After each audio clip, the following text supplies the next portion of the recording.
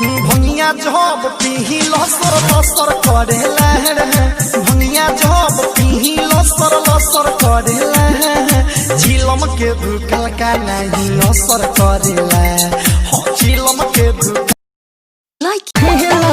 मिलो बात हाथी ना सहरिया हो ना सहरिया हो मोलिले मुंह भतोरी मुंह नहीं होला दरस से फाटी कमरिया हो मोलिले रे माई एगो बात पूछी।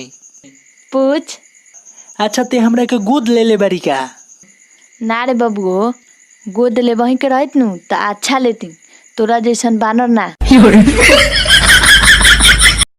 और तिया लिपस्टिक ओठ लॉली क्रीम पाउडर लगा के गोर हो जी तो भैया। और जब बचवा कारिया पैदा होता ना तो का तो छौड़ा बापा पर गेले में बापा के कौन गलती हो भैया। दादा लॉकडाउन खुलिया बाबूजी अरे बाबूजी अरे बाबूजी अरे कबो ना जी हमर मौगी खेलत बिया बाबूजी हम तो दुनु बेरा काटानी सब।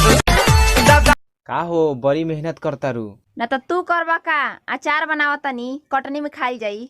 ये हवा साला जिए के ठीक नहीं खे हो अचार के पीछे पड़ल बिया। तू ससुरवो में जाई हमारे के चहबू अच्छा कि भले